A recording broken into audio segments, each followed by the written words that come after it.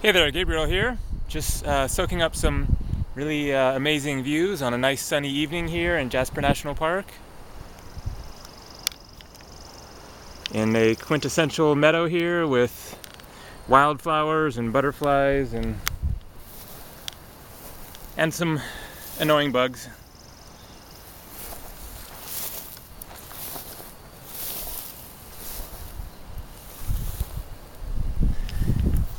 So in this video then I wanted to discuss the concept of should you allow body movement during meditation.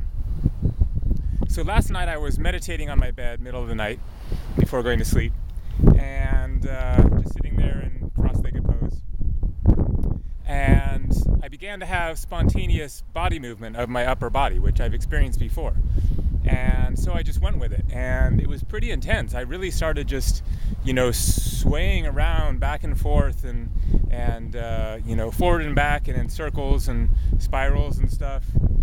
And there are certainly some meditation teachers who would say don't allow this, that this is a distraction and that you should, seek to remain rigid and that your body shouldn't play a role in meditation. The first thing that I would say is that there is no should. The spiritual path is an individual, unique, subjective path and experience. There are many, many different methods and techniques for how to meditate and how to do various other spiritual techniques, and it's really about what works for you. If you're following a particular path, in that meditation technique they say that you shouldn't do that, then, as you like. But what I would say is that if something like this is occurring, where you're having completely spontaneous body movements, then what is most likely happening is that you're experiencing subtle energies within that are seeking to awaken and start flowing. And this is a very good thing. This is contacting deeper, another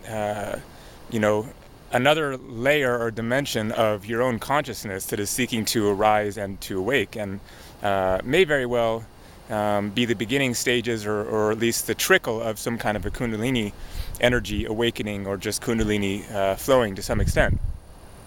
And so I would say, just go with it. Just to allow it to move, and, body and spirit are connected. And if your spirit is trying to move your body, then that is spirit energy seeking to flow, and so allow it to happen. And you can contact and connect with a deeper aspect of yourself and get some inner energies, your chi, your prana, flowing more. So that's just my take on the subject. There will be differing points of view, but it's worth a try. What the heck? I've experienced this previously in the past, and this didn't happen last night, but in which I was moving around spontaneously, and then all of a sudden I just experienced this sort of spurt of energy start flowing up my spine, kind of like a Kundalini experience, but like more subtle. And then the movement spontaneously stopped. And so it was just that this energy was trying to flow. And finally it just I tapped into it fully, and it started flowing freely.